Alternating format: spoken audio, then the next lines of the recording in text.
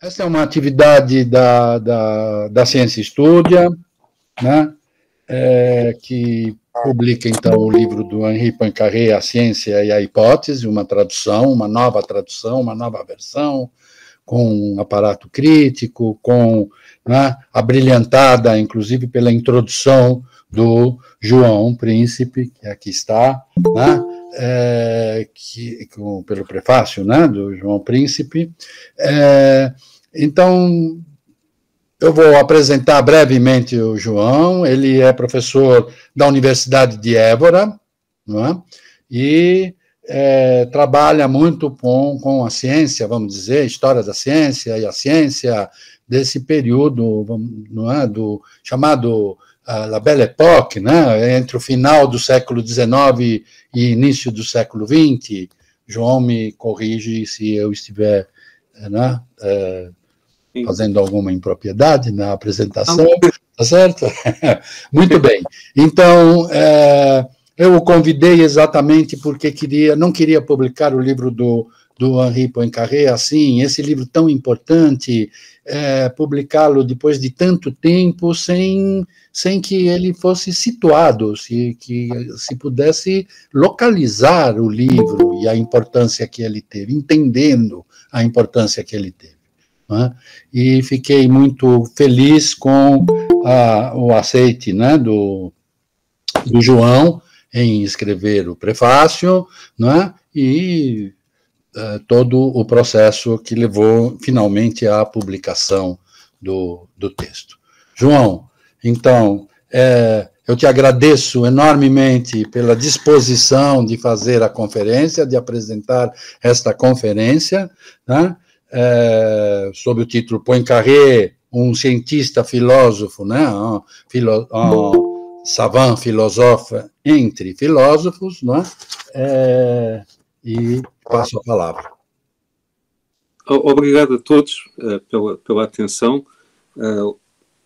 Quero deixar aqui o agradecimento e o louvor por esta tradução, não é? E pelo esforço de divulgar uma obra que, sendo muito importante, foi escrita há 122 anos, ou melhor, foi editada há 122 anos, uma vez que ela é uma compilação de textos anteriores. Por favor, interrompam sempre que eu diga qualquer coisa que fique pouco claro.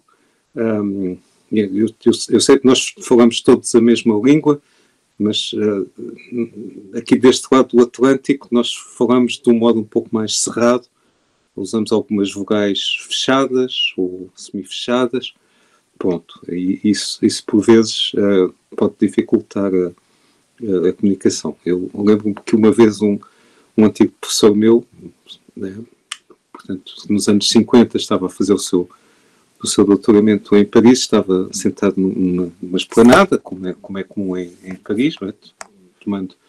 tomando uma bebida, provavelmente um café com amigos, e um francês acercou-se deles e perguntou-lhe como é que se dizia, e disse uma frase em francês, como é que se dizia aquilo em russo, não é? Portanto, por vezes tem o problema que a nossa língua, do modo como nós a falamos, ela fica um pouco... As vogais, de facto, ficam muito pequenas, não é? Pronto. Eu vou ler um texto, vou tentar lê-lo com uma certa vivacidade, aqui e acolá farei pequenos comentários, mas, portanto, para seguir uma linha e para que o tempo seja gerido com alguma parcimónia, portanto, eu vou partir de um texto que, como o Pablo já disse, tem parecenças, é uma seleção, digamos, de coisas que se encontram no prefácio, bom, que tem mais ou menos o dobro do tamanho daquilo que eu pretendo dizer. Ora bem, o propósito desta palestra é apresentar o livro A Ciência e a Hipótese a partir de um dos principais fatores que contribuíram para a sua gênese, a saber, a inserção do seu autor, Henri Poincaré, no meio intelectual francês do seu tempo e, em particular, no contexto da filosofia académica da Terceira República Francesa. Quanto a mim, há boas razões para o fazer. De facto, Poincaré ultrapassou a barreira que o limitava aos seus cursos, na Sorbonne, na École Polytechnique e em outras instituições, em Paris, e uma vez que ele frequentou filósofos, nomeadamente o grupo dos fundadores da Revue de Métaphysique et de Morale, onde se encontra Elia Lévy, Xavier Léon e Léon Brunswick, do Léon Brunswick, que depois se tornou um notável epistemólogo. Todos eles tinham relações próximas com o Émile Boutroux, que se tornou cunhado do Henri Poincaré. Portanto, há aqui uma naturalidade na frequentação dos filósofos e nesta relação do Poincaré aos filósofos, apesar de saber muito pouco de concreto, porque não há relatos, e muitas das coisas que o Poincaré foi aprendendo ou apreendendo nessas reuniões, que muitas vezes eram refeições. O Poincaré era uma pessoa talvez tímida, mas seguramente habitualmente estava calado, em silêncio, não é? Mas ouvia com muita atenção, não é? Mas nós não sabemos muito bem o que é que eles diziam uns com os outros, uns para os outros, não é? O que torna a reconstituição uma arte de detetive, não é? Mas há indícios, e de alguma forma o que eu vou dizer aqui tem algo desse trabalho de detetive. Ora bem, o Poincaré, além de frequentar os filósofos, granjeou, do ponto de vista científico, uma nomeada imensa com os seus trabalhos de mecânica celeste, enfim, de teoria de grupos aplicadas às equações diferenciais, usando noção de grupo, e muitos trabalhos. A obra dele é muito variada. Como alguém disse, ele era sobretudo um conquistador e não um colonizador, não é? Portanto, tem contribuições notáveis em muitas áreas, mas ele não ficava por lá e depois mudava muitas vezes, embora de facto os trabalhos dele de mecânica celeste são muito iluminadores para várias das aplicações que ele depois fez aqui e acolá. Há também, claro, a contribuição dele para os sistemas dinâmicos, depois há os cursos que ele foi dando, sobretudo de física matemática, na Sorbonne, quando passou a dar aulas, não já de matemática, mas de física matemática na Sorbonne, e esses cursos, seguindo de alguma forma a tradição do seminário alemão, tinham profundas novidades, não é? Profundas novidades. Tudo isso, o facto do trabalho dele sobre o problema dos três corpos, de ter granjeado um prémio muito importante do rei Oscar da Suécia, quer dizer, tudo isso fez com que rapidamente a carreira dele fosse profundamente apreciada, e ele recebeu imensos prémios, e depois, como tinha aquele espírito da Escola Politécnica de serviço à República, ele aceitou muitos cargos no Bureau de Longitude, enfim, comissões várias, e também como intelectual ativo participou na sociedade francesa, por exemplo, no caso do Affaire Dreyfus, não é? Como vocês sabem, isso serviu uma espécie de grito de piranga dos intelectuais franceses. O Alfred Dreyfus era, salvo erro, alferes, de origem semita, e foi acusado por volta de 1894 de ter feito espionagem, mas teria havido um acto de espionagem, mas acusaram-no a ele provavelmente, em boa parte, pela sua origem judaica, não é? E depois o processo desenvolveu-se de um modo muito estranho, não é? Com muito secretismo, até que o Émile Zola, o grande novelista, interviu com o texto J'accuse, eu acuso, não é? Porque denunciou aquela situação, e isso dividiu muito a sociedade francesa, de tal forma que se formaram dois grandes grupos, digamos, um grupo, digamos, reacionário, os anti-Dreyfus, e depois um grupo mais progressista, de espírito republicano, onde se encontrava o Poincaré, e o Poincaré interveio como cientista nesse processo, denunciando uma série de incoerências técnicas ou técnico-científicas durante o processo. Portanto, tudo isso, também a intervenção dele em congressos, nomeadamente o Congresso de Filosofia, a Grande Exposição Universal de Paris, tudo isso deu uma nomeada imensa ao Poincaré, já no virar do século.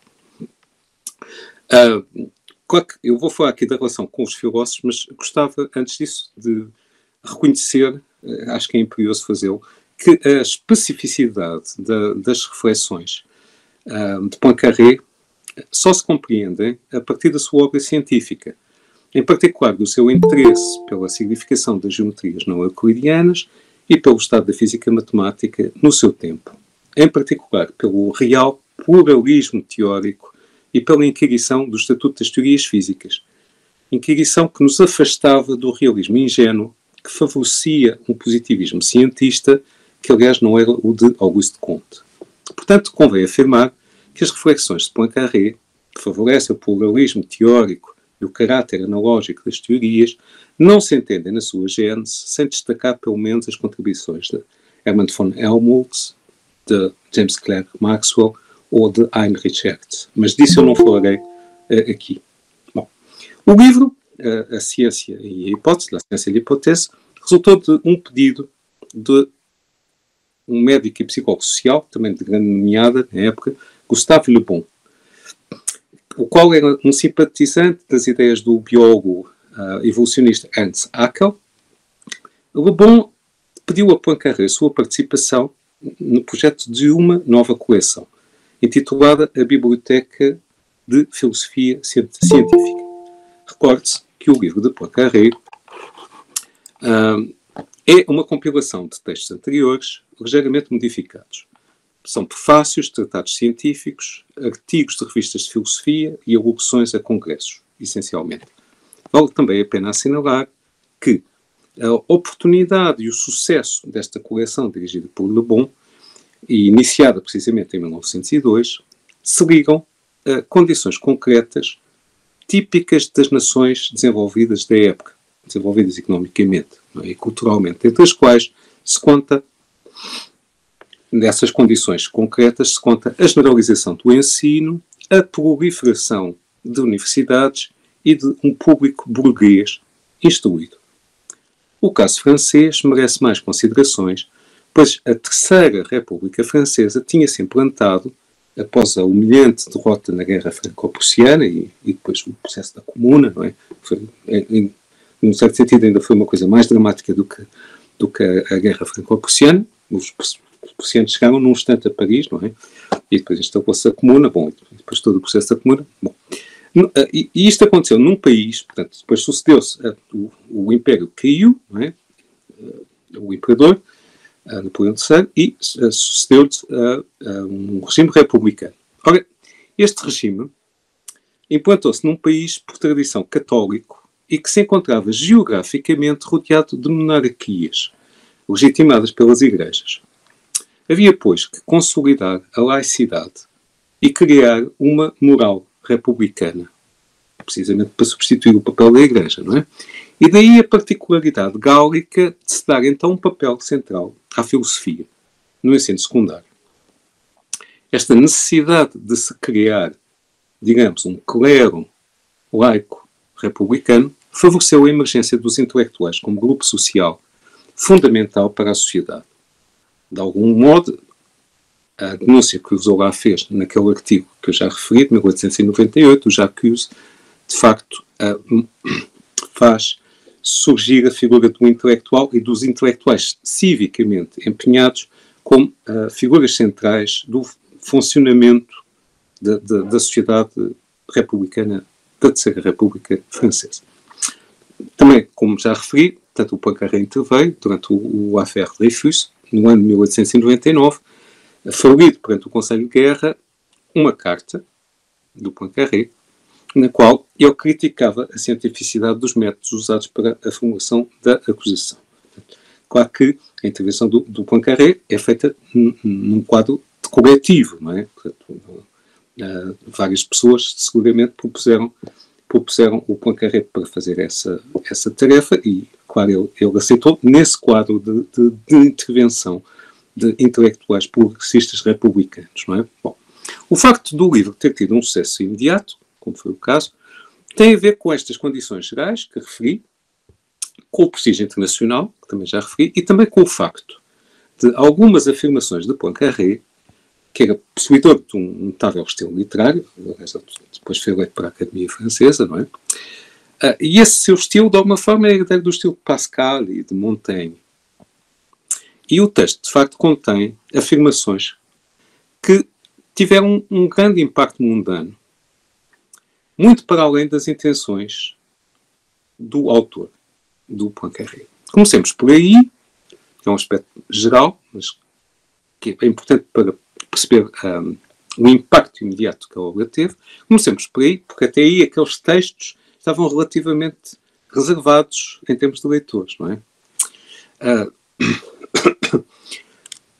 De facto, no que concerne à massa, se assim me posso exprimir, dos leitores, ocorreu uma inesperada polémica, com amplo impacto na sociedade francesa de então, e na qual, nessa polémica, se invocaram frases de a ciência e a hipótese em relação ao problema do movimento e ao princípio da relatividade do movimento. De facto, no capítulo 7, onde Poincaré critica a noção newtoniana de espaço absoluto, passo a citar: essa afirmação, a Terra gira, não tem sentido algum, já que nenhuma experiência permitirá verificá-la, pois tal experiência não apenas não poderia ser realizada ou sonhada pelo mais ousado Júlio Verne, mas também não poderia ser concebida sem contradição. Ou melhor, essas duas proposições, a Terra gira, primeiro, e, segundo, é mais cômodo supor que a Terra gira, têm um único e mesmo sentido. Não há nada numa que não haja noutra. Fim de citação. Houve, de facto, uma polémica em que isto foi invocado, e essa polémica opunha católicos a republicanos laicos. Ela não foi desencadeada por esta frase do Henri Poincaré. Simplesmente a autoridade do Poincaré foi usada com interpretações diversas no quadro da polémica. O que despoltou essa polémica foi a proscrição, portanto, o terem colocado no índice, portanto, o índice da Igreja Católica, dos livros proibidos, em dezembro de 1903, 5 obras de um padre que era teólogo, era um padre católico, Alfred Loisy. Alfred Loisy tinha publicado, entre essas obras, uma no ano de 1902. A obra chamava-se O Evangelho e a Igreja. E aí, Alfred Loisy mostrava que as concepções da Bíblia sobre o nascimento e o desenvolvimento dos mundos, portanto, o Gênesis, eram ingênuas e eram incompatíveis com a gravidade do eterno. Ora, entre as vozes críticas do acto de proibição, na imprensa escrita, foi invocado o caso de Galileu. Galileu tinha sido condenado por ter afirmado que a Terra roda em torno do Sol. Uma série de textos surgiram na imprensa escrita em torno do mote: será que a Terra roda mesmo? Já no início de 1904, em defesa dos setores mais reacionários, o anti-Dreyfusard Edouard Drumont, num jornal que dirigia, La Libre Parole, a palavra livre, bom, os oxímoros são típicos nestas situações, neste jornal, o Edouard Drumont, obviamente ele tinha tendências reacionárias antissemitas, não é? Drummond citou aquela passagem de Poincaré para mostrar que a ciência não produzia aquelas certezas que tornavam obsoleto o Gênesis bíblico. E isso, e cá está o problema da incompreensão crassa, e isso, apesar de Poincaré, que estava conotado com a causa do Dreyfus, estar a falar da rotação diurna da Terra, portanto, em torno do seu eixo, posta em evidência pela experiência do Pedro do Foucault, e não da rotação em torno do Sol. Bom, Poincaré foi entendido como afirmando que nada provava com certeza que a Terra rodava, apenas podendo afirmar que ela provavelmente roda. No clímax desta polémica, Poincaré viu-se obrigado a escrever uma carta aberta a Camille Flammarion, que era um astrónomo relevante na época, não é?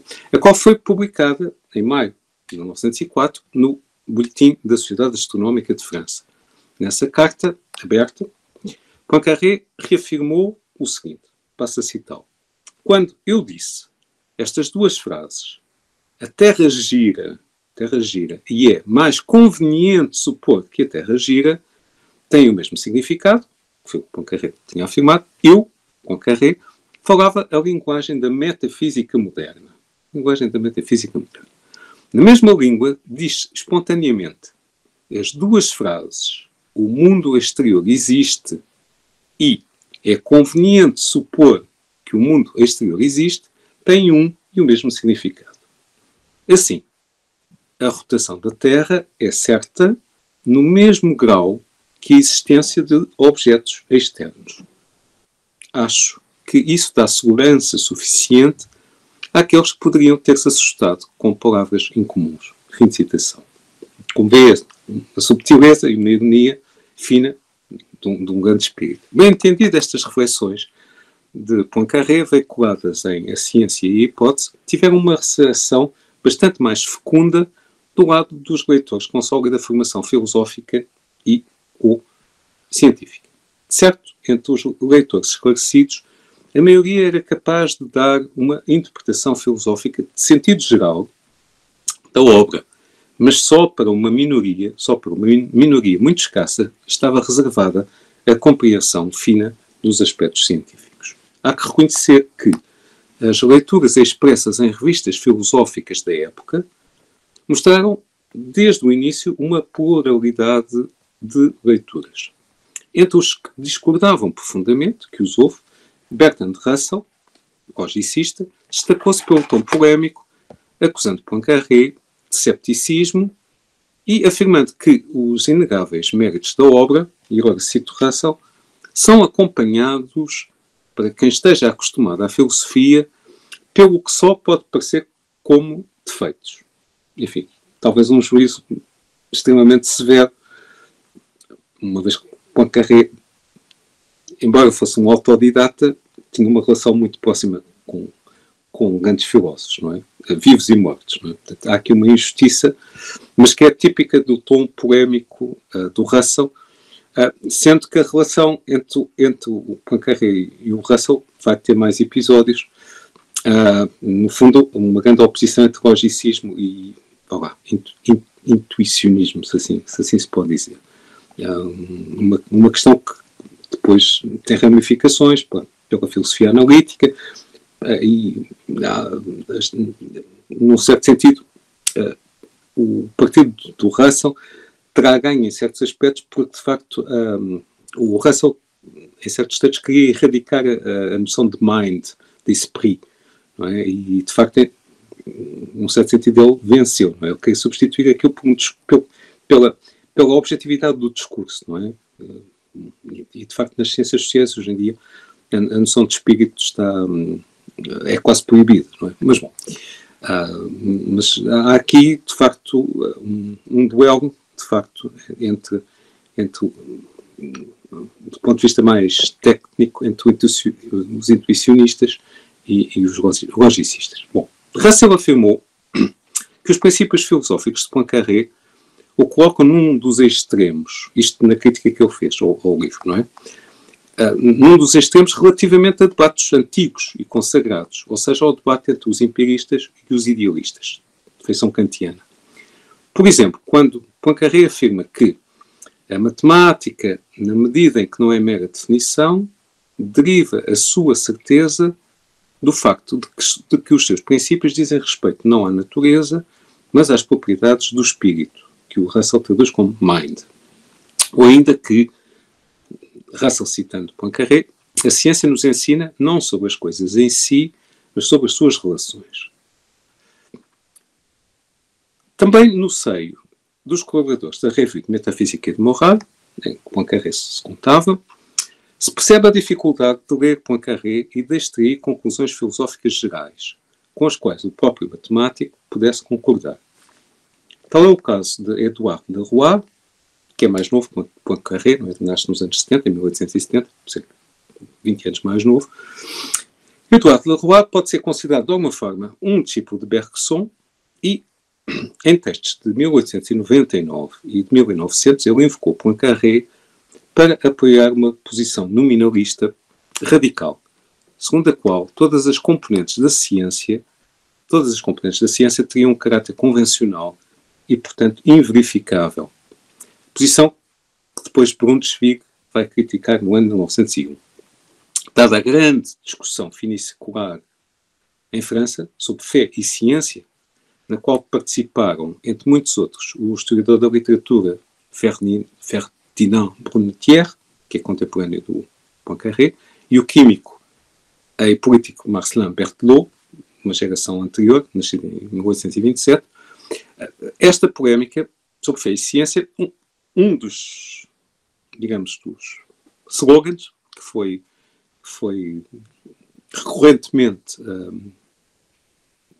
invocado foi o da bancarrota, da bancarrota ou os fracassos da ciência. Ora, esta ligação Leroy-Bergson ilumina um pouco esta questão. Dado o imenso prestígio de Bergson, ora, Bergson, na sua obra de 1898, Ensaio sobre os dados imediatos da consciência, afirmava que factos essenciais que nós intuíamos, nós humanos, estavam fora da alçada da ciência, a qual só podia cuidar do mundo fenomenal. Ora, e, portanto, face a esta oposição, que tinha um cunho muito para além dos fóruns, digamos, especialistas, digamos assim, Poincaré decidiu responder àqueles que, como Leroy, viam a sua posição como nominalista, podendo assim favorecer os que desvalorizavam a ciência, da qual, aliás, Poincaré tinha uma visão bem mais subtil e diversa do que o credo positivista vulgar, cientista, digamos assim. Isso Poincaré fez na sua alocução ao Congresso Internacional de Física de 1900, o que está incluído no livro, não é? Nos capítulos 9 e 10. E também o fez na introdução do livro, mencionando explicitamente Leroy, que era um colega mais novo, formado em matemática e que merecia o respeito de Poincaré.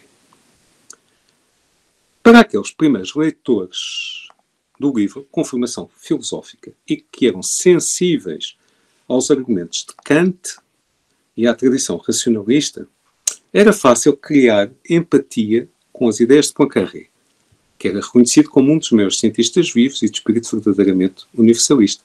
Para estes leitores, Poincaré estava falando da ciência de um modo diverso, no qual a interpretação, a invenção, a criatividade, o pluralismo e o holismo epistemológicos, a liberdade da atividade efetiva do espírito, minavam a positividade unívoca dos factos e das leis científicas, sem, no entanto, humilhar o ideal de objetividade e de universalidade que caracteriza a razão humana no sentido de um kantismo renovado.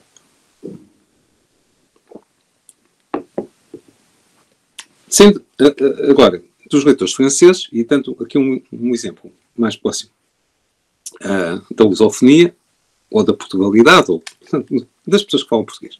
Um caso paradigmático desta reação, chamemos-lhe metafísica ou construtivista, é o do português, nascido na Índia, não só nasceu na Índia, como a mãe era de lá, não é? O António Sérgio, que nasceu no ano de 1883. António Sérgio era herdeiro do espiritualismo panpsiquista do poeta filósofo Antero de Quental, nascido em 42. Sendo que Antero de Quental era, de alguma forma, como filósofo, Antero de Quental era próximo dos discípulos de Félix Ravesson. Ora bem, Antero de Quental, já agora uma nota, Antero de Quental interagiu com um intelectual brasileiro, o Artur Viana de Lima, que lhe enviou em 1886 uma obra para ele comentar, e de facto o Antero de Quental, em 1886, publicou a filosofia natural dos naturalistas, não é? O Artur Viana de Lima era um polimata brasileiro, tinha nascido em 1857, de origem, digamos, nobre, e tinha-se formado na Alemanha.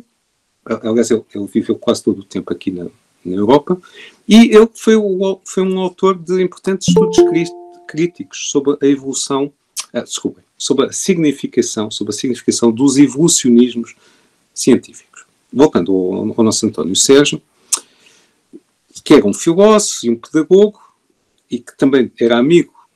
Ele viveu temporadas no Rio, não é? Era amigo do Silvio Romero e do João Ribeiro. O António Sérgio interessou-se naturalmente por Poincaré, pois, como ele era, na tradição do Antero Quental, ele era um crítico do positivismo de Littré, que tinha sido superficialmente assimilado pelas elites republicanas, António Sérgio estava muito preocupado com as relações entre os pragmatismos, que estavam muito em voga na transição do século XIX para o XX, as relações entre os pragmatismos que propunham um certo anti-intelectualismo, ao substituírem o ideal de verdade pelo de eficácia, e que julgavam o valor das ideias pela sua eficácia, não é? Sendo que essa posição favorecia talvez o fideísmo, não é?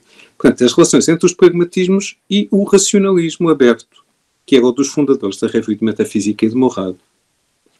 Por exemplo, num dos seus cadernos de notas, António Sérgio traduziu a seguinte passagem do livro intitulado O Antipragmatista, que foi publicado em 1909 pela Félix Alcan, da autoria de um filósofo franco-americano chamado Albert Schintz, que tinha nascido em 1870. Ora, essa passagem do livro do Albert Schintz que o Sérgio transcreve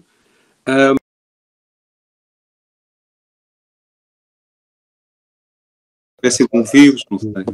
Embora, enfim, os Apples são mais ou menos estáveis nestas coisas, mas eu vou talvez tentar continuar, porque ainda temos alguma... continue. E depois, se houver um novo ataque aí... Bom, então estava eu falando do António Sérgio, que portanto, ele nasceu em 1883, portanto, aí aos 20 anos começou a se interessar bastante por filosofia, assinava a revista de Metafísica e de Moral de um modo regular, tinha grande interesse por este tipo de tópicos e de facto, neste período, as relações entre os pragmatismos, que eram muitos, não é? Muitos pensadores, não só os norte-americanos, não é? Que habitualmente são hoje nomeados como os filósofos pragmatistas, mas na Europa continental muitos grandes pensadores eram conotados com o pragmatismo, nomeadamente o Nietzsche, bom, mas vários outros, não é? E o que estava em jogo era se a noção de verdade se podia reduzir à eficácia, não é? Portanto, uma coisa era verdadeira na medida em que era fecunda ou eficaz, não é?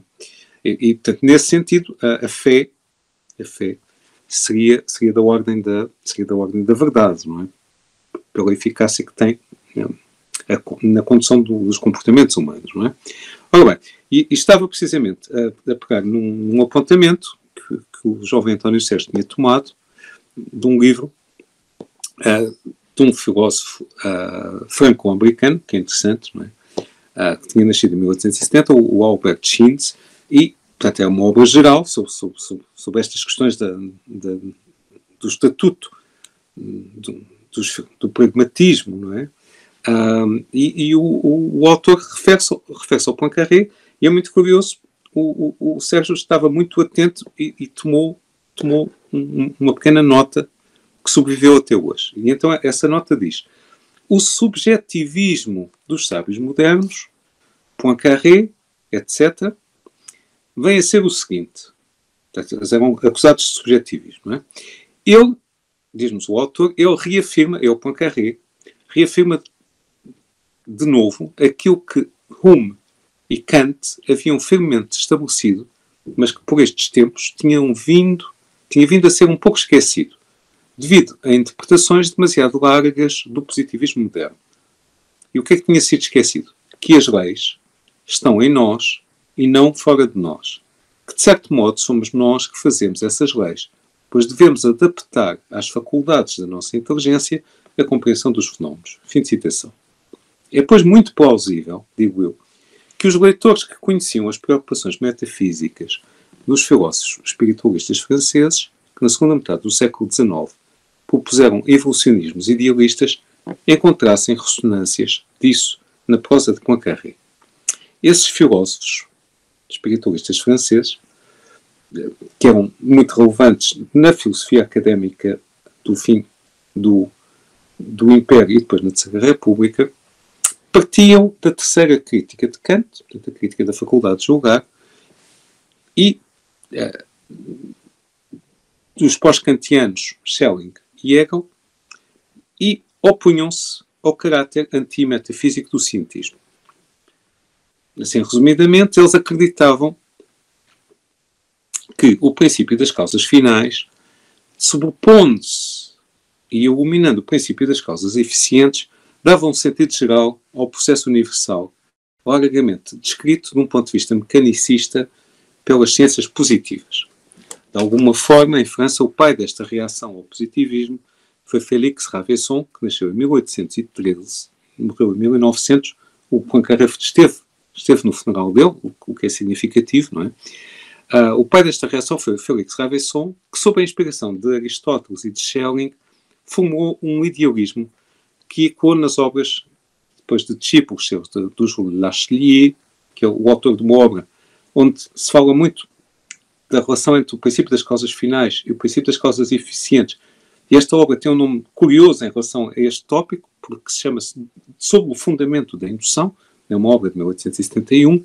Uma outra obra relevante e um outro autor desta linhagem é o Alfred Fouillet, que era muito lido no princípio do século XX. Tinha nascido em 1838 e tinha escrito com grande sucesso uma coisa que fez parte da sua tese de doutoramento, em 1872, chamada A Liberdade e o Determinismo, não é? Esta oposição entre causas finais e causas eficientes gerava ampla problemática do ponto de vista da própria moral, no papel do livre-arbítrio e tudo isso, não é? Bom, e um outro nome relevante destes discípulos, de alguma forma, do Félix Ravesson é o Émile Boutroux, que nasce em 1845, portanto ele é ligeiramente mais velho que Henri Poincaré, que escreveu, entre outras obras, um livro intitulado Sobre a Contingência das Leis da Natureza, que é de 1874. Vale a pena determos um bocadinho no Émile Boutroux, pois Aline Poincaré, que era a irmã do Henri Poincaré, casou em 1878 com o filósofo que tinha estudado na Alemanha com Helmholtz e com Zeller, e que depois de ensinar em Nancy, que é o berço dos Poincaré, virá a ter uma carreira brilhante em Paris, onde passa a ensinar a partir do ano 1877. Poincaré já aí ensinava, na capital, e os dois tornaram-se bons amigos. O matemático passou a frequentar o círculo intelectual do filósofo emergentista, do qual faziam parte os irmãos Tannery, e por seu intermédio conheceu Félix Ravesson, a cujas exéquias, como eu já referi, assistiu no ano de 1900. Esta relação do Poincaré ao Émile Boutroux foi desenvolvida por alguém que eu não refiro no prefácio, mas não é por desrespeito, ou é por, enfim, não podia referir tudo, mas a Mary Jo Nye, uma autora norte-americana, trabalhou bastante esta questão e tentou sugerir, com muitos argumentos, que o círculo do Boutroux, de alguma forma, inspirou profundamente o pensamento filosófico do Poincaré. Bom, ela inspirou-se em obras do Dominique Parodi, que era um membro mais novo da Revista de Metafísica e de Moral, e desenvolveu um conjunto de argumentos. Mas aquilo que eu vou dizer aqui é diferente daquilo que a Mary Jo Nye disse. Portanto, eu não a referi por essa razão, não é? Mas não é por desconhecimento ou algo assim. Bom, foi uma decisão, porque eu em certas coisas eu não concordo com ela, mas também não era o propósito aqui no prefácio de debater a interpretação da Mary Jo Nye. Pronto, essa é a razão, mas quando alguém ler, pode-se lembrar, se conhecer o trabalho da Mary Jo Nye, pode-se lembrar, assim, primeira aproximação, por estranha razão eu não referi a Mary Jo Nye, é porque de facto eu não concordo com ela, mas não era aqui o local para discutir isso. Ora bem, Boutroux descreveu o novo espiritualismo de Ravesson que é muito para além do de Victor Cousin, que teve grande importância na filosofia francesa, teve cargos de administração relevantes, não é? E, portanto, era um grande nome, não é? Boutreau descreve esse espiritualismo afirmando que ele propõe um novo método. Esse novo método, de alguma forma, tenta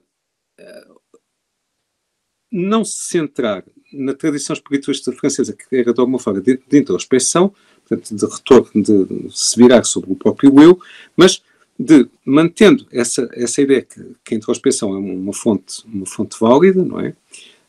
Parte da consciência, não é? Dos estados de consciência, mas também sintetizar bastante pelos, como é que eu ia dizer, pelos objetos relativamente externos, agora estou a citar o Boutreau, interessar-se também pelo estudo dos objetos relativamente externos que o espírito criou para o seu uso, como a ciência, a arte e a religião, e confrontar esses dois modos, portanto, o método do Cousin, mais introspectivo, portanto, confrontar um com o outro e fecundá-los mutuamente, não é? Pronto. Portanto, isto é a argumentação que o Boutreau faz para dizer que o Félix Rabelais, de facto, marca uma viragem na tradição espiritualista francesa. Nessa direção, a tese de Boutreau do ano de 1874 vai propor aquilo que, em termos modernos, muitos autores designariam como um emergentismo. Não é o termo dele, não é? Um emergentismo, isto é, a ideia de que, no processo geral de evolução cósmica, está em atividade um princípio, portanto, há aqui uma espécie de monismo, não é? Um princípio dotado de uma potencialidade infinita e que vai produzir um movimento criativo, que vai do inferior ao superior e no qual, em cada novo grau, há um elemento novo. Isto é, vão surgindo totalidades cujas propriedades são novas em relação às das suas partes. Ao longo do processo evolutivo, há um aumento de ser, da categoria ontológica, é? Surgindo uma gradação sucessiva e hierarquizada, em que o grau anterior dá apenas uma condição necessária, mas não suficiente para o posterior. Ficando assim distintamente hierarquizados o inorgânico, o orgânico e o humano.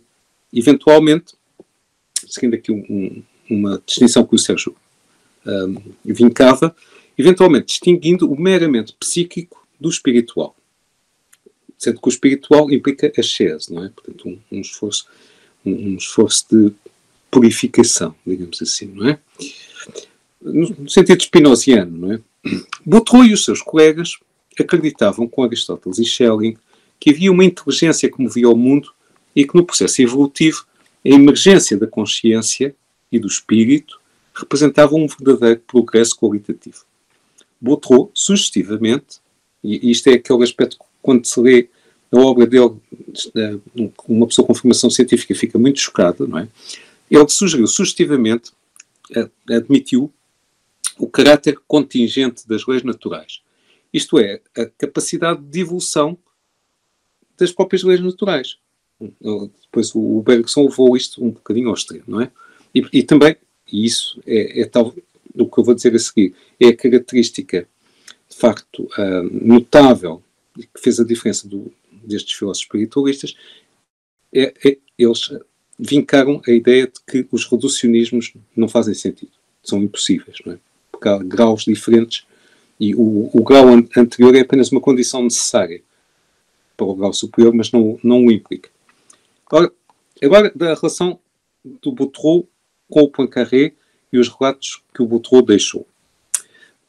Como sabem, em 17 de julho de 1912, o Henri Poincaré estava hospitalizado, teve uma apendicite, foi operado e depois no pós-operatório correu mal e ele faleceu.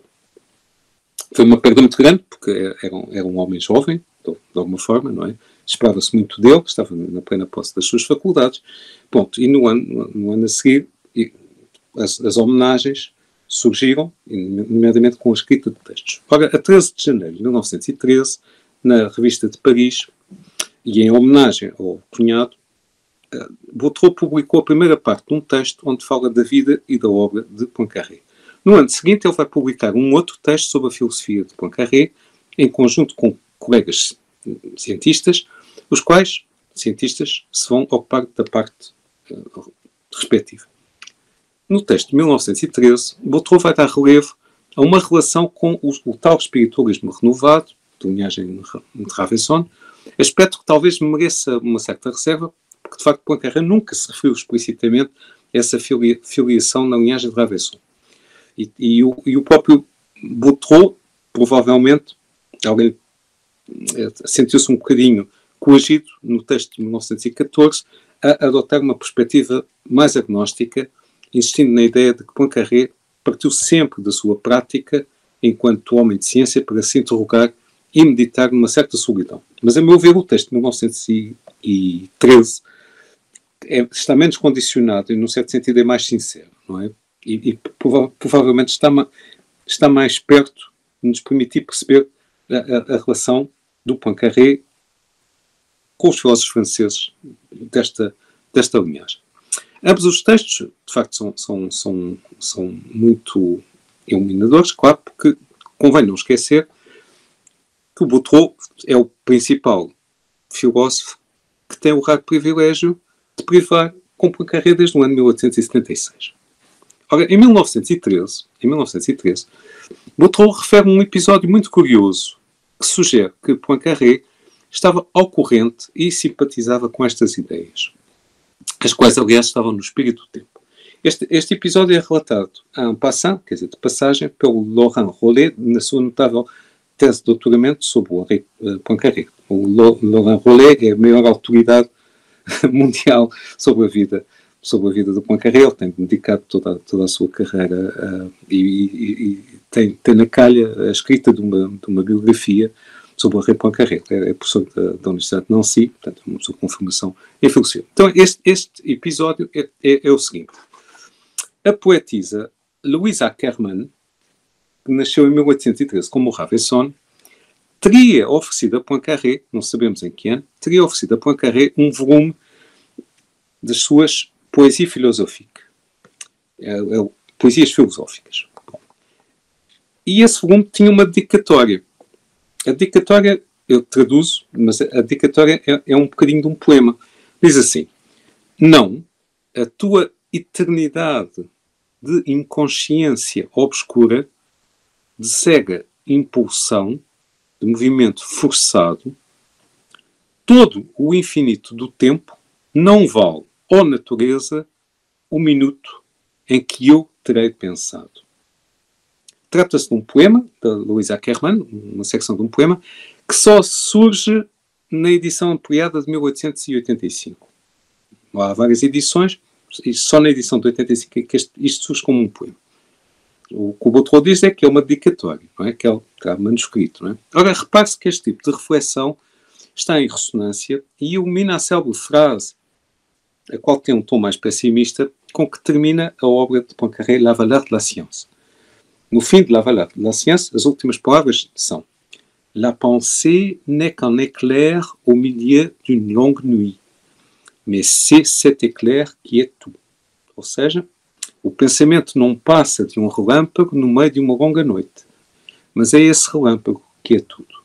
É as últimas palavras do Valeur da Ciência. Voltando aos poemas da Louise Ackermann, na edição ampliada de 1885, o poema imediatamente anterior ao que aparece na dedicatória, que ela ofereceu ao Poincaré, intitula-se O Homem. E tem um idêntico sentido. Por exemplo, aí encontramos os seguintes versos: a inconsciência ainda sobre a natureza inteira estendia tristemente o seu véu espesso e pesado. Eu apareci, o homem, a espécie, e então, no seio da matéria, o espírito se fez dia. Isto é o evolucionismo panpsiquista do Antero de Quental e de muita gente, do Alfred Fouillet, não é? O Alfred Fouillet, que era um filósofo de espírito conciliatório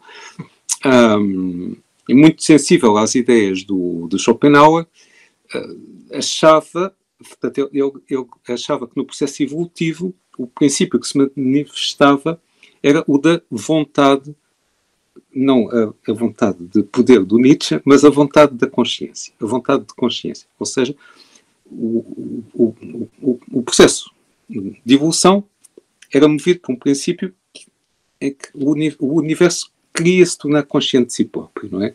Bom, nós podemos rir um pouco, mas a ideia depois tem grandes ramificações, passa pelo Teilhard de Chardin, por uma série de gente, não é? Não temos que concordar com ela, mas não é uma ideia risível, propriamente. Ora, Boutreau relata este episódio como se ele tivesse assistido, mas não o data, dizendo que a dedicatória significava que a poetisa desejava dizer aquilo que ela lia nas teorias do grande geómetra. Ora, na terceira edição das Poésies Philosophiques, que é de 1874, aqueles dois poemas não constam. E entre 1885 e 1890 não há propriamente textos filosóficos de Poincaré que sugiram a semelhança. Pelo que, e aqui eu interpreto, assumindo a veracidade do testemunho de Boutreau, a poetisa devia ter frequentado Poincaré. Devia fazer parte do círculo, de algum círculo onde Poincaré estava, e aí, nesse círculo, Poincaré teria disposto teorias ou ideias de significação filosófica, neste sentido. Parece-me, o que, do ponto de vista de que o detetive pode fazer, parece-me uma interpretação razoável, não é? Ponto. O Laurent Rollet mencionou isto de passagem, mas não foi ver as várias edições da obra da Louise Ackermann. A Louise Ackermann, obviamente, tinha, ao exprimir estas ideias, estava em profunda sintonia com o Félix Ravaillaud. Ora bem, estes filósofos franceses de tendência espiritualista, defensores do valor da razão humana, que se eleva especulativamente ao inquérito metafísico, estavam profundamente preocupados pela antinomia determinismo-liberdade, tendo formulado evolucionismos idealistas que opuseram ao mecanicismo determinista e ao transformismo biológico cego. Para eles, no processo cósmico geral, a emergência da consciência, do espírito que se sabe, não podia ser considerada como um epifenómeno, sendo antes a cúpula dadora de sentido à totalidade do processo. Tal era proposto em debate polémico com as leituras do transformismo biológico, não se devendo supor razoável a acusação de que os seus autores estavam leviana ou aéreamente propondo teorias cientificamente inadequadas, uma vez que em França o darwinismo nunca foi, então, destronado e havia o lamarckismo nativo, não é? Portanto, eles eram lamarckistas. Bom, é bom lembrar que neste período disseminou-se, e aqui é a significação, digamos, quase ideológica e o valor progressista destes filósofos, sendo que muitos deles eram católicos, não é? Portanto, não eram membros de nenhum partido socialista ou não eram revolucionários, mas a significação mais profunda, de facto, acaba por ir num sentido bastante progressista. É bom lembrar que neste período disseminou-se uma interpretação sociopolítica do darwinismo, o chamado darwinismo social, que insistia no valor da competição, do struggle for life, contrário à cooperação e na explicação do social pela hereditariedade rássica. Aspectos ideológicos aos quais Charles Darwin, o autor do Descent of Man, a origem do homem, era de algum modo alheio. E convém também lembrar que a emergência das ciências sociais em França beneficiou deste criticismo idealista. Isto é afirmado pelo Colin Wood. Neste quadro de darwinismo social se inclui, por exemplo, um racismo científico inspirado do Haeckel, de que as obras de Arthur Viana de Lima, que eu referi, são uma leitura crítica, sendo que este racismo científico foi, por exemplo, exemplificado nas ideias jurídicas do médico e pensador brasileiro Nina Rodrigues e de vários outros, não é? Claro que em Portugal, bom, em todos os países onde havia miscigenação, este tipo de coisas no virar do século estavam sobre a mesa, não é? Voltando às palavras do Boutreau, de 1913, depois de uma secção inicial dedicada ao sábio cientista, na qual ele releva a postura crítica que levou Poincaré a analisar os fundamentos das múltiplas áreas que investigou, a segunda secção da obra, deste artigo, na revista de Paris, é dedicada ao filósofo. Boutreau nota aí como a reflexão sobre a natureza do trabalho científico serviu como um dos pontos de partida das suas teorias mais metafísicas. A subtileza caracteriza a escrita de Poincaré, de modo que afirmar perentoriamente a sua posição é ingênuo. E agora vou ler uma passagem do Emile Boutreau, deste texto de 1913, que está em clara antagonismo com muito daquilo que é dito sobre Poincaré na especialidade designada por Filosofia das Ciências. Porque há muitas pessoas que pensam o Poincaré e dizem ele é um convencionalista, ou pelo menos há um convencionalismo geométrico. Ora bem, o Boutroux, que conheceu bem, dizia o seguinte: a sua obra, a sua do Poincaré, foi mais de criação do que de exposição. E assim aconteceu também nos seus trabalhos de filosofia. Eles representam não as partes de um sistema, mas os momentos de uma reflexão, a qual, tal como faz a crítica das ideias recebidas, também se critica a si mesma. E, sem dúvida, essa reflexão temeria ser vítima de uma ilusão caso imaginasse ter alcançado o seu objetivo. Fim de citação. Esta advertência previne, em particular, como eu anunciei, o leitor atual de reduzir a reflexão de Poincaré a um qualquer ismo. Por exemplo, o convencionalismo, como surgem muitos comentadores, desde Louis Rogier até Yamina Ben-Menahem. Esta ideia é reforçada depois no texto de 1914. Cito: Henri Poincaré era um autodidata em filosofia e sentia uma desconfiança particular em relação aos sistemas. Ele negou ser um nominalista, mas qualquer outra qualificação aplicada à sua doutrina o teria preocupado igualmente. Fim de citação. Seguindo a estrutura de A Ciência e a Hipótese, Boutroux nota que a ciência não surge como apreensão e classificação de factos, mas como interpretação feita pelo espírito humano, que determina, inventando uma linguagem apropriada que depois aplica aos objetos. Essa linguagem é constituída de instrumentos que incluem na base a aritmética. Na aritmética, o raciocínio exibe a potência do espírito, capaz de conceber a repetição indefinida, o princípio da recorrência. Dessa linguagem faz também parte a noção de grandeza, com a construção do contínuo, a noção de espaço e a noção de força. E aqui estamos um bocadinho na estrutura do livro que estamos a apresentar.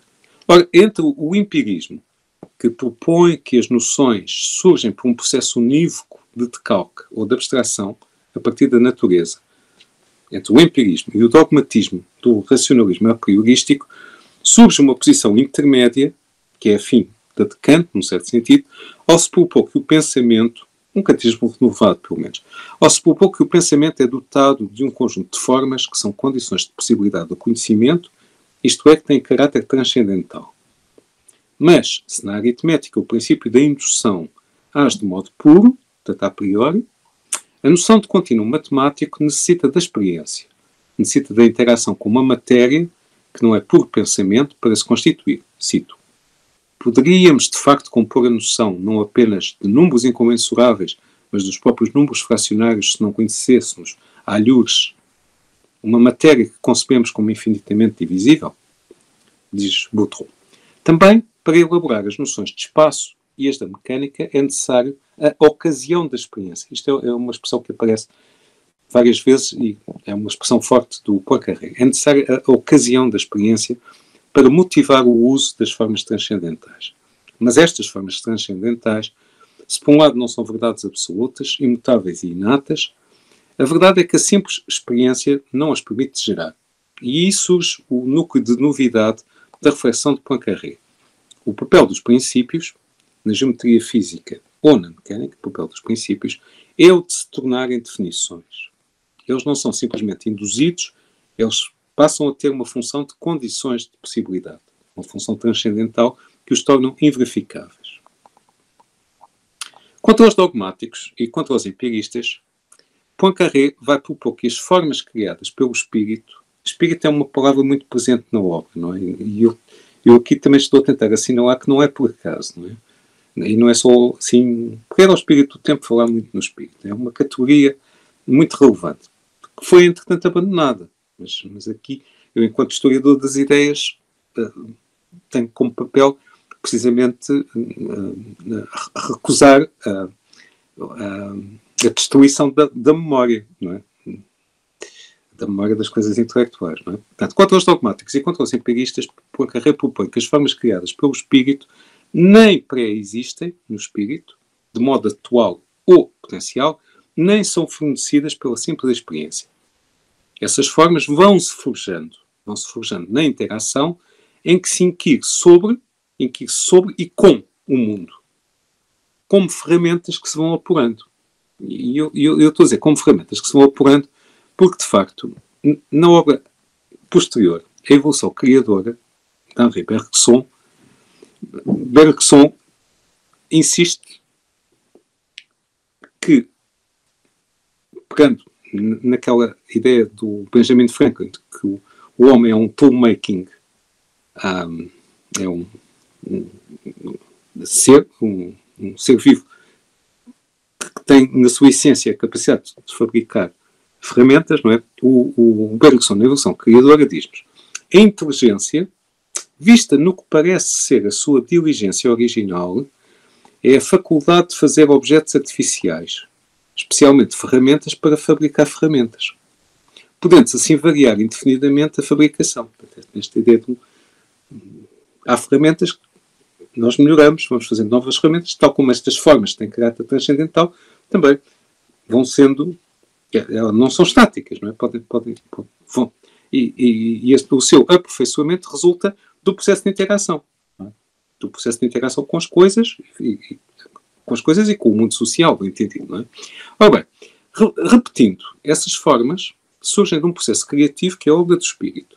Elas não surgem de um modo único, mas sim de modo plural. Tal como sobre uma dada realidade se podem constituir múltiplas analogias, que é um outro aspecto fundamental, de caráter analógico do conhecimento, tal como sobre uma dada realidade se podem constituir múltiplas analogias, mais ou menos ajustadas à compreensão. E não podemos estar seguros sobre a sua adequação total.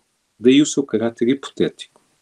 O título A Ciência e a Hipótese pode não ter sido proposta do Henri Poincaré, alguém pode ter sugerido, mas de facto este aspecto hipotético do conhecimento é um dos elementos nucleares que o opõe ao cientismo positivista corrente, não é? Bom. Ora bem, neste processo são feitas escolhas. E a ideia de convenção, um dos aspectos fundamentais é que as convenções resultam de escolhas, não é? Neste processo são feitas escolhas. E um momento-chave é o da escolha das definições ou convenções que funcionam como pontos de partida. No caso desses pontos de partida, a escolha não é arbitrária e este é um outro aspecto muito relevante, a escolha faz-se por razões de conveniência, as quais não resultam de critérios lógicos, mas sim de critérios arquitetónicos. E aqui voltamos à ars inveniendi do Leibniz.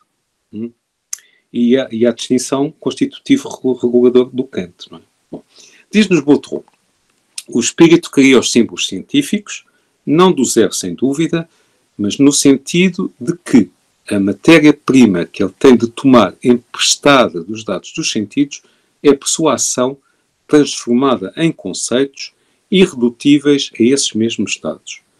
Com os elementos que assim se doa, o espírito constrói, ou pode construir, uma infinidade de formas, todas igualmente adaptadas à sua própria lei, que não é outra senão a da aversão à contradição. Em que consiste, e agora um conjunto de interrogações, em que consiste aos olhos dele, portanto, o acto, aos olhos dele, o espírito, portanto, o acto pelo qual ele escolhe uma tal forma, de preferência a tantas outras, que satisfariam igualmente a sua necessidade lógica. Esse acto é o estabelecimento de uma convenção, que é a resposta. Esse acto é o estabelecimento de uma convenção que ele começa por enunciar para depois se comprometer a respeitar, a partir daí em todas as suas deduções. Em teoria, a escolha da convenção é indiferente para ele. Ele fica satisfeito ao constatar que tem o poder de criar uma variedade infinita de mundos, cada um dos quais logicamente coerente, mas a experiência intervém para o advertir e dirigir as suas criações numa dada direção. Se ele quiser que essas criações o sirvam, não apenas para fruir da sua fecundidade, mas para interpretar facilmente o mundo em que está imerso. Este interpretar facilmente é muito relevante. Se de facto ele tenta explicar as coisas com a ajuda dos seus conceitos, descobre que um deles se aplica bastante bem aos objetos dados, enquanto o outro só consegue ordená-los em alguma medida, por meio de construções cada vez mais trabalhosas e complicadas. Acontece que, por mais originais e independentes da experiência que sejam as suas criações, algumas delas apresentam, comparadas aos fenómenos sensíveis, algo como uma semelhança. E agora, cá está a questão da relação com, entre aspas, o real. Daí a escolha que o espírito faz. Dentre todos os símbolos à sua disposição, ele retém aqueles que lhe parecem os mais análogos às coisas, aqueles que de facto são os mais convenientes, os mais facilmente utilizáveis. Fim de citação. Notemos nós que este modo de ver a questão está em sintonia com a ideia de que o conhecimento é a intelectualização da prática, favorecendo-se as ideias de interação e de adaptação ativa, caras ao pragmatismo de um John Dewey. Mas, bem entendido, os pragmatistas não sabem o que fazer com o emergentismo espiritualista, nem com a hierarquização dos graus de ser, e muito menos com a noção de espírito. Não se pode afirmar que o Poincaré seja um pragmatista no sentido em que o William James ou o John Dewey o são. Mas há elementos comuns, e o próprio William James reclamava o Poincaré para a sua... Ele dizia que faltava um fio de cabelo ao Poincaré para ser um filósofo pragmatista. Bom, mas provavelmente devia ser um fio de cabelo de uma pessoa que só tinha um cabelo. Se me permitem a piada. Ora bem, de facto a relação ou a interação entre experiência e espírito está no centro da epistemologia de Poincaré, e isto remete para a história da filosofia, e em particular para os pós-kantianos que inspiraram os filósofos franceses com que Poincaré interagiu. Em passagens centrais de A Ciência e a Hipótese, Poincaré fala de espírito, já existi. Exemplo paradigmático é o de potência de espírito, puissance de l'esprit, que se manifesta no princípio da recorrência, ou no princípio da indução matemática, que é um nome para a mesma coisa, sendo que a indução física que permite a generalização, tem uma relação com esta mais pura, a indução matemática, que dá o núcleo da aritmética. Poincaré fala do espírito de um modo muito concordante com um certo idealismo evolucionista, onde a oportunidade e a ocasião da experiência justificam a sua atividade. O espírito é a nossa atividade criativa, geradora da objetividade possível num processo que tem como pré-condição imanente estruturas a priori muito subtis, entre as quais algumas surgem como inatas, como é o caso da noção de grupo, no sentido matemático, ou o princípio da recorrência.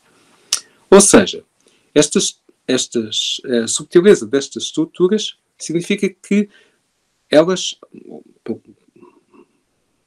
em larga medida, não possuem aquela rigidez que seria um obstáculo à adaptação a novas situações. Portanto, estas estruturas permitem a antecipação, elas estão sujeitas ao erro e operam por intermediação simbólica e, no campo da criação científica, procedem com fecundidade segundo um salutar pluralismo de abordagens, o qual se manifesta no caráter metafórico de muito do pensamento científico que usa analogias, ora mais imagéticas, ora mais matemáticas. E aqui Poincaré e Maxwell estão em profunda sintonia, sendo que o Poincaré foi um leitor muito atento do texto do Maxwell e foi o introdutor de muitas das ideias do eletromagnetismo e também das ideias filosóficas do Maxwell em França, o que aliás lhe granjeou por vezes uma certa antipatia do Pierre Duhem, um bocadinho exagerada, não é? Por vezes, mas o Pierre Duhem não pode ser reduzido. Estamos perante o Pablo, que é um grande especialista do Pierre Duhem, portanto tem que ser muito cuidadoso no que posso dizer aqui sobre o Pierre Duhem, mas de facto, e se calhar o Pablo concorda comigo, o Pierre Duhem não pode ser reduzido facilmente a posições rígidas. Uma coisa era o caráter do Pierre Duhem, que o obrigava a ser muito veemente quando fazia as afirmações. Mas a verdade é que ele revia as afirmações, não é? E isso nota-se quer na obra de filósofo, quer na obra de historiador, não é? O Paulo pode-me corrigir se eu acabei de dizer um fundo disparate, não é? Mas talvez não.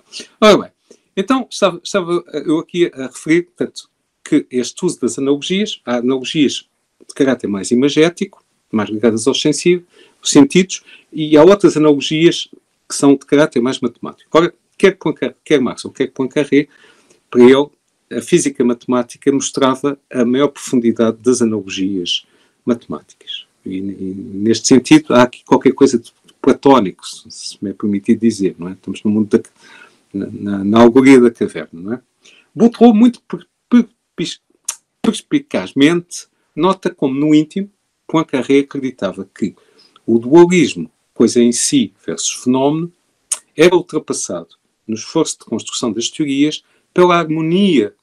Portanto, a ultrapassagem desse dualismo era o resultado da harmonia que se ia estabelecendo. Aspecto que, para Boutreau, surge já em 1892 no prefácio do Tratado de Termodinâmica, de Poincaré. Portanto, a invenção presente no pensamento científico é guiada, e agora cito Boutreau, a invenção presente no pensamento científico é guiada por movimentos que têm a ver com o sentimento, a aspiração à beleza, à simplicidade, à clareza, à unidade e à harmonia. Buscamos o belo, isto é profundo e poético. Buscamos o belo e encontramos o verdadeiro, diz-nos Boutreau. Buscamos o belo e encontramos o verdadeiro. E pergunta Boutreau, será que entre as coisas e a nossa alma existe alguma afinidade? Este absoluto não estaria de alguma forma impregnado por harmonia, conveniência, fecundidade, beleza? E já que a harmonia não só engendra relações, mas é ela própria relação, proporção, arranjo, será ajustado julgar todo o valor das relações com as quais a nossa ciência lida, vendo nelas pura e simplesmente um invólucro comum, mas superficial dos dois mundos, um subjetivo e o outro objetivo, que seriam no seu ser impenetráveis um ao outro?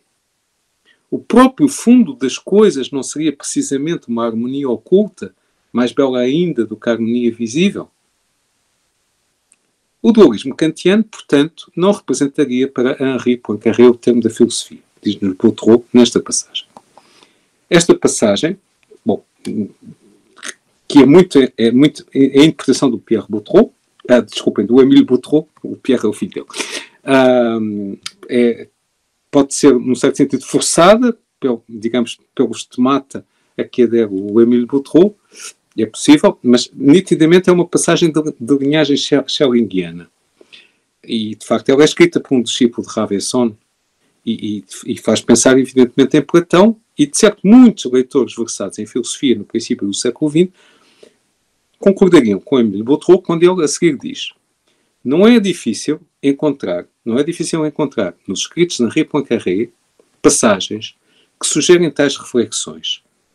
Mas ele mesmo, e aqui é a subtileza francesa destes espíritos, mas ele mesmo, Poincaré, se teria repreendido por insistir nelas.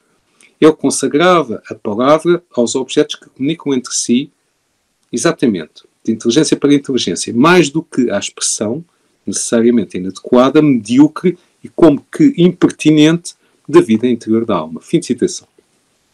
Recorde-se que Poincaré não só mantinha relações de amizade com Boutreau, mas também com vários dos filósofos fundadores da revista de Metafísica e de Moral.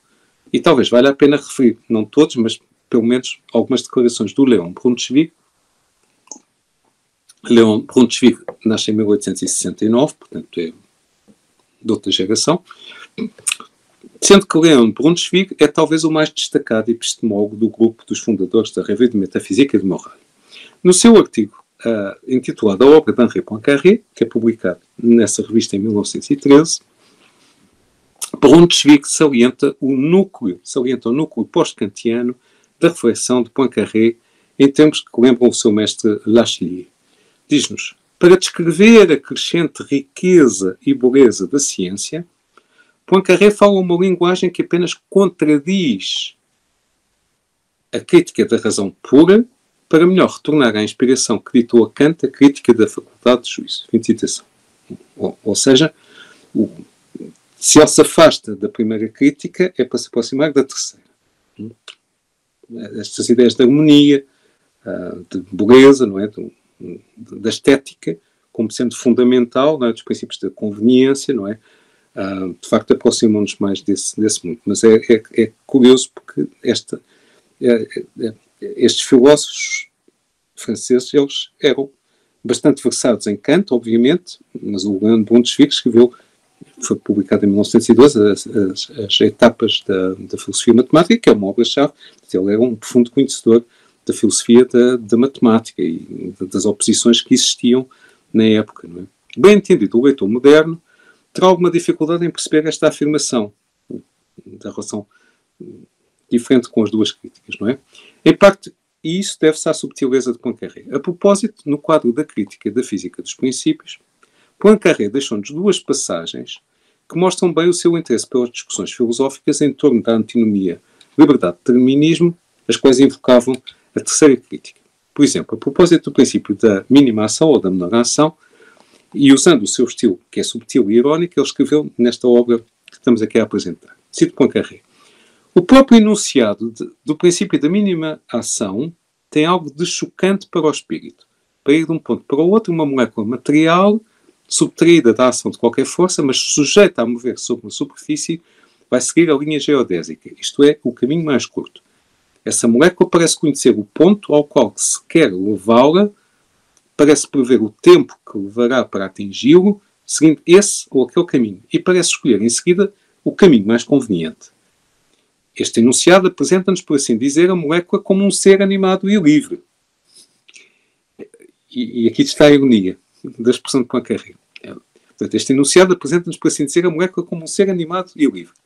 É claro que seria melhor substituí-lo por um enunciado menos chocante, e no qual, como diriam os filósofos, as causas finais não parecessem tomar o lugar das causas eficientes.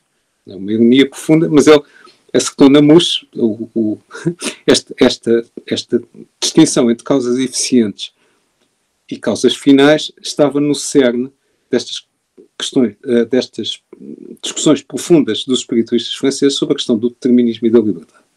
Brunswick escreveu também o seguinte, a propósito daquelas más interpretações que eu referi no início, de que Poincaré foi vítima a quando da polémica sobre a bancarrota da ciência. Cito Brunswick. Ao substituir a noção clássica da verdade pela ideia comum de conveniência, Poincaré parecia ter arruinado a objetividade da geometria e da física racional, retomando assim a tradição do empirismo nominalista. Expôs-se a ter a sua incomparável autoridade de estudioso invocada nas polémicas travadas nos últimos anos do século XIX contra o valor da especulação intelectual. A tendência tornou-se invencível quando, em 1902, os seus primeiros artigos e memórias de interesse geral foram reunidos sob o título de A Ciência e a Hipótese na coleção Biblioteca da Filosofia Científica dirigida por Gustave Le Bon. Coleção que estava destinada a se popularizar. E agora, a conclusão, que está escrita de um modo muito, muito notável, não é? Porque é uma reflexão sábia, não é? Sábia não no sentido do cientista, mas do homem sábio, sage, não é? É que, sem dúvida, no ápice da reflexão teórica, como no ápice da vida moral, a dificuldade é menos de dar do que a de encontrar quem mereça receber. Fim de citação. Bom, como disse um físico português que também era poeta, parafraseando talvez uma coisa mais ou menos bíblica, Deus pede-me para amar o meu próximo, mas já viste o próximo que me deste. É uma certa ironia, mas aqui a expressão do Brunswick vai na mesma linhagem. De facto, às vezes é difícil semear no deserto, não é? Há um famoso bispo brasileiro que existia nesta ideia que o deserto é fértil, não é? O deserto é fértil. Ora bem, de certo, o autor de A Ciência e a Hipótese gostava de expressões fortes, aparentemente desconcertantes e que abalam a mente entorpecida. Entre a massa dos seus leitores, por falta de atenção e da imparcialidade intelectual, que teria permitido aprender um pensamento tão conciso e concentrado como o dele, as expressões paradoxais foram transformadas em paradoxos que puseram em fuga a inteligência e fizeram reviver velhos preconceitos. Poincaré, eu continuo a citar Brunswick, Poincaré queria livrar-nos da ilusão de um conhecimento automático que se desenrolaria segundo leis eternas, sem exigir a cada momento a intervenção de uma crítica escrupulosa e desafiante. Não separando o espírito científico da independência espiritual, Poincaré tendia, para usar uma expressão célebre, a restaurar na matemática, na mecânica, na astronomia e na física, a restaurar a liberdade da consciência. Poincaré apareceu de repente como o auxiliar inesperado daquele pragmatismo do qual Brunetière teve a honra de marcar com a sua lealdade brutal a verdadeira origem e a verdadeira meta. Fundar, na falência da ciência, esse reinado da autoridade que Auguste Comte esperava em vão do conhecimento positivo. Fim de citação.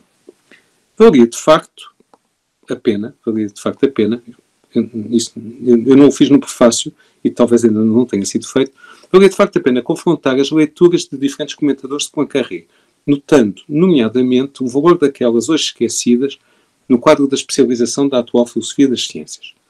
E isso dá-me um mote para encerrar, podemos respirar fundo, isso dá-me um mote para encerrar esta palestra. Poincaré foi muito lido e é sem exagero que se considera esta sua obra um clássico da filosofia, até da história das ciências e do pensamento reflexivo ocidental. Não por acaso, Michel Winocq, na sua obra de 1997, Le siècle des intellectuels, o historiador Michel Winocq, não é?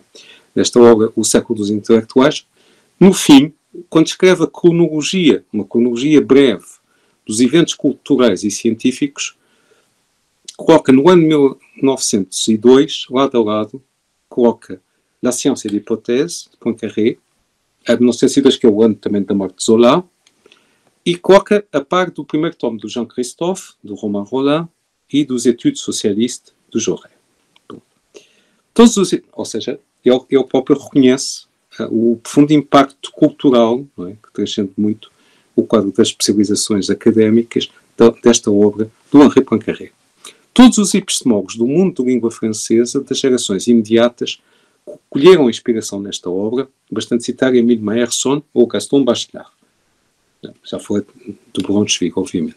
Os autores ligados ao positivismo vienense também o leram, mas com a sua tendência logicista, algo se perdeu. A conhecida distinção entre o contexto da descoberta e o contexto da justificação traiu o espírito das reflexões de Poincaré, as quais sempre valorizaram uma concepção alargada da racionalidade.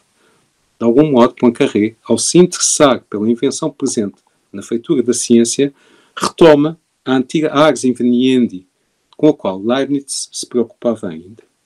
Poincaré é, pois, um digno representante da tradição francesa presente na lógica de Port-Royal. Esta lógica de Port-Royal é uma obra cujos autores são muito devedores de Descartes e de Pascal e tem como subtítulo a arte de pensar. A arte de pensar. Não é o algoritmo de pensar, é a arte de pensar. Esta preocupação e foco marcam uma linha de demarcação em relação à tradição da filosofia analítica, cujo logicismo é patente nas críticas que Russell fez a Poincaré, também vice-versa. A este propósito, disse muito perspicazmente Émile Boutroux. Enquanto Poincaré discutia com os lógicos, uma observação se impôs ao seu espírito. O erro dos pensadores pan-logicistas vem do facto de quererem raciocinar apenas sobre a ciência já feita. Ora, para os filósofos, a ciência mais instrutiva é a ciência que se faz. Se quisermos conhecer as características mais profundas do pensamento matemático, é no momento da invenção que devemos aprendê-lo. Fim de citação.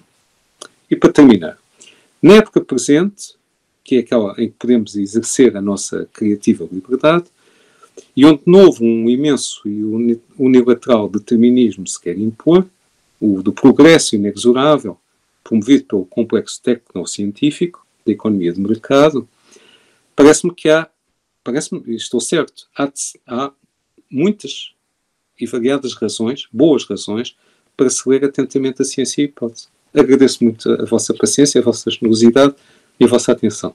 Obrigado.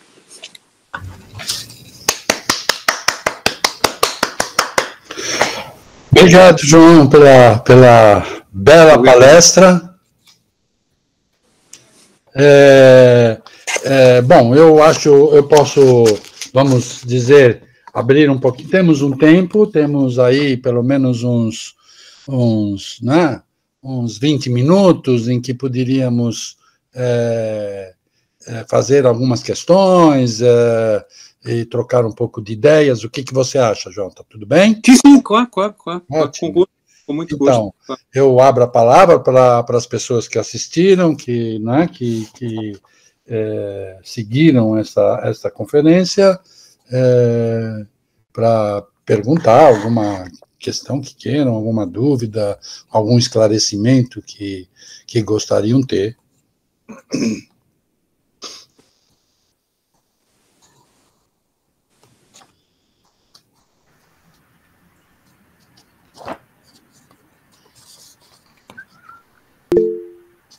Bom, eu posso. Bom, estou um pouco ainda em trânsito, porque eu não sou especialista em Poincaré. Não sei se me estou a ouvir. Sim. Mas gostei imenso da palestra. Achei excelente. Foi uma travessia histórica ao longo de toda esta época, não é? E gostei imenso, pronto, não me vou repetir. E achei muito curioso aqui algumas frases,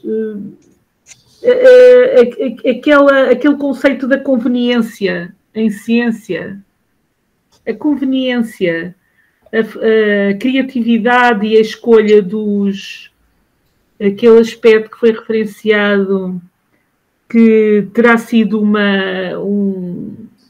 dito por Poincaré, ou na questão o percurso de uma partícula, quando se desloca de um ponto para o outro, escolher a menor distância,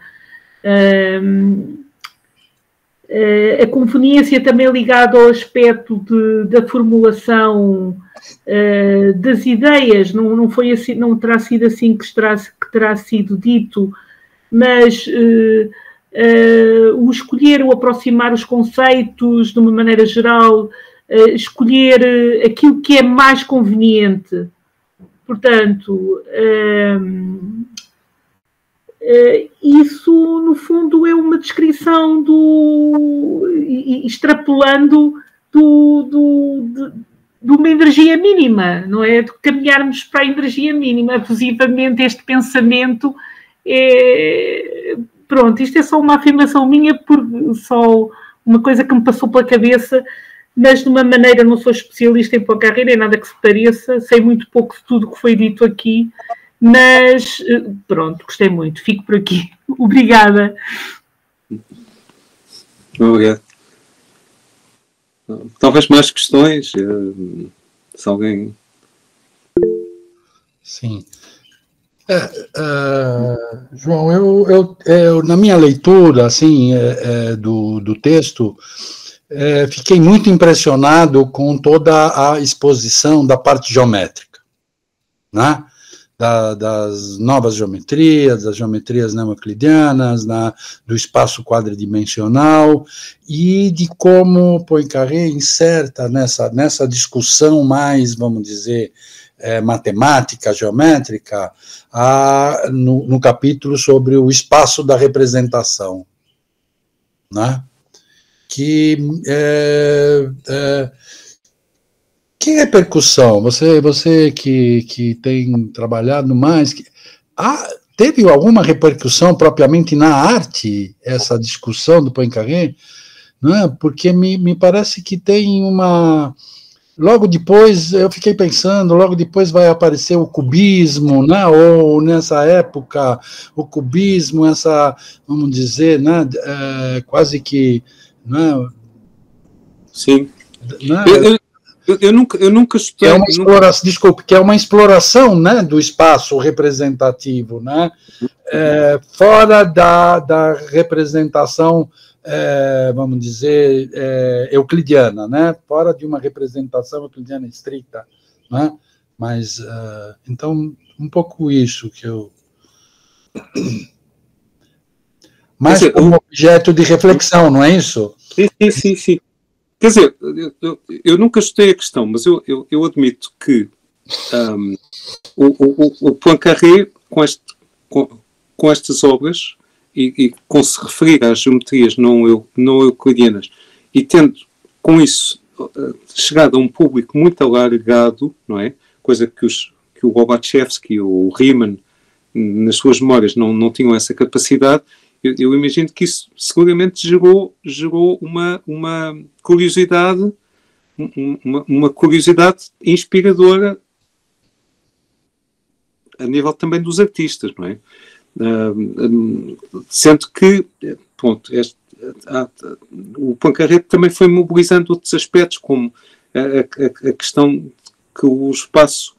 Há muitos espaços, por exemplo, ligados às questões musculares, não é? E, portanto, a abertura que ele tinha em relação à psicologia provavelmente também fez despertar, do lado das pessoas da psicologia, um grande interesse pela construção do espaço e embora, mais uma vez, nunca estudei sem detalhe, mas imagino que os trabalhos do Piaget seguramente beneficiaram com a leitura que o Jean Piaget terá feito dos textos do Poincaré, porque esses textos, de facto, foram dirigidos a uma audiência culta, mas muito mais alargada que a dos especialistas da academia. E, portanto, aí as ramificações mais facilmente se podiam ir estabelecendo, não é?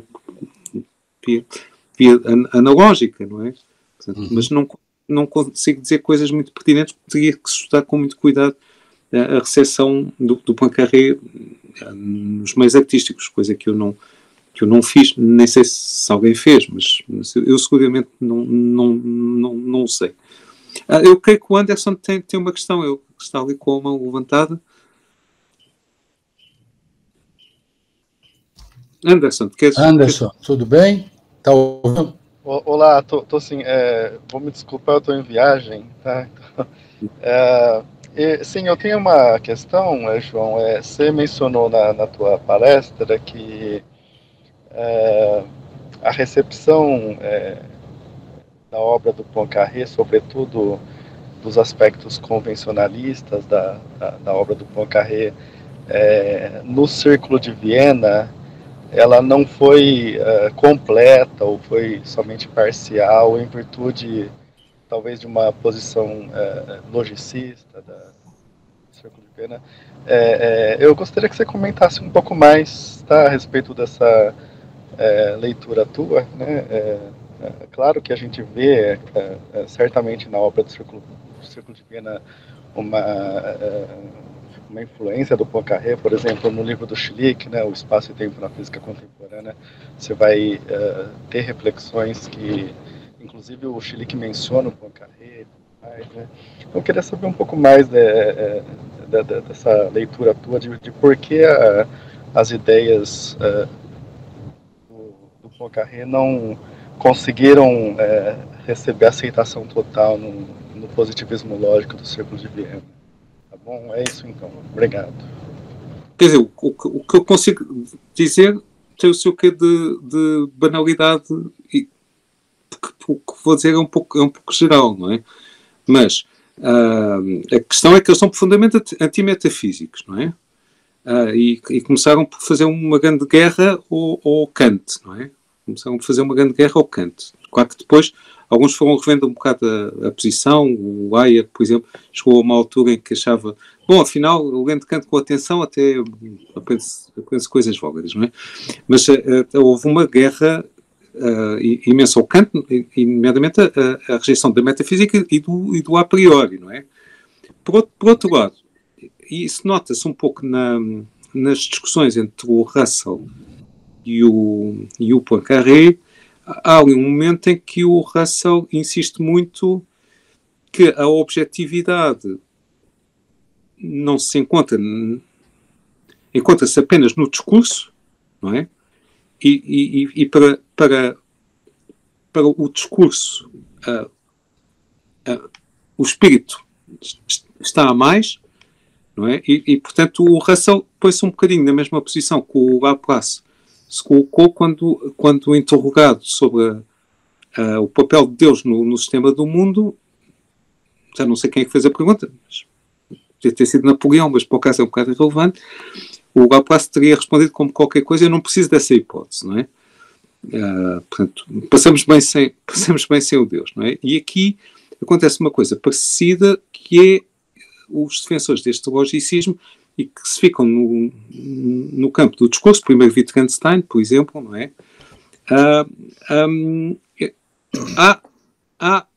Portanto, tudo o que é da psicologia é de banir. Portanto, a verdade está num discurso objetivo que é feito com enunciados protocolares e de acordo com as regras da lógica matemática, não é? E tudo o que for do campo da psicologia está a mais. É o irracional, não é? Mas o que eu estou a dizer tem-se o quê? De banalidade, porque depois era preciso ver com mais detalhe cada um deles e a evolução de cada um deles. O Neurath não pensava da mesma maneira que o Schlick, depois alguns têm várias fases, depois alguns começam a falar de um a priori relativizado, não é? Os estudos do Michael Friedman falam um bocadinho dessa ideia do a priori relativizado. E, bom, Michael Friedman é um kantiano, e é um kantiano muito fervoroso da primeira crítica e mais dos princípios constitutivos, e valorizando menos o aspecto dos princípios reguladores. Mas o que parece ter abandonado de todo o espírito destes positivistas vienenses são estas preocupações com coisas que são mais arquitetónicas, mais ligadas à ideia de harmonia. Portanto, por um lado, banem a psicologia, portanto, o que é psicológico é irracional, não é? E por outro lado, não são muito sensíveis a estas questões de harmonia e de beleza e de intuição, não é? Portanto, mas não te consigo dizer coisas. Isso teria que ser visto autor a autor com muito cuidado, porque seguramente eles discutiam muito entre si, não é? E todos eles reclamavam o Poincaré como um dos inspiradores do movimento, mas não há dúvida que o Poincaré não separava a psicologia e a arte da invenção, tal como disse aqui o Boutreau, não é? Portanto, o que importava era estudar a ciência que se faz e não a ciência feita, não é? Portanto, o processo, claro que isto tem a ver com aquele caldo cultural muito especial que havia neste período em França, onde as ciências sociais emergentes passam muito pela psicologia, não é? Portanto, e a psicologia social, não é? E a sociologia, não é? E não há esta ruptura entre as duas coisas, não é? Ou seja, entre o contexto da descoberta e o contexto da justificação, mas é uma resposta aproximada, não é? Ok? Obrigado. Obrigado, João. Mais alguém gostaria de uma questão? Sim, eu acho que é a primeira vez que João e Anderson se encontram, mesmo que virtualmente, né? Quer dizer, o Anderson, tradutor do texto, o João escreveu o prefácio, né? Então, são, vamos dizer assim, responsáveis pela criatura, de certa maneira, né? Tu também. Eu também, é isso. É isso. Mas, bom, na verdade é uma bela criatura. Eu fico muito feliz de que tenhamos publicado o livro assim.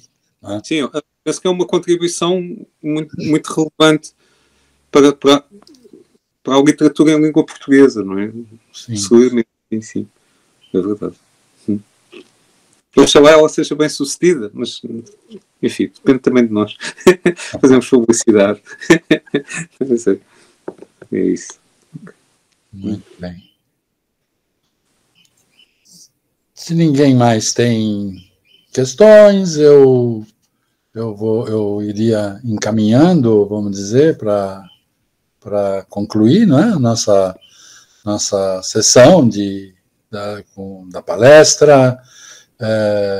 Então, agradecer os que estiveram presentes, me desculpar aí pela aquela ocorrência que nós tivemos, né? Enfim, mas que bom, tudo correu bem. Nós faremos uma edição da sua palestra e ela será disponibilizada também no canal do YouTube da Ciência Estudia, né? Uhum. E eu espero que em breve também, João, a gente consiga um portador. Sim. Em breve os livros de São Paulo a Lisboa, né? Às vezes tem algum estudante que vem, faz algum estágio, etc., ou vem para algum congresso e tal, que consegue levar os livros. Então, estaremos atentos a essa possibilidade, a essa oportunidade. Tá bom? Tá bom, obrigado. Obrigado. Então, agradeço a todos, um grande abraço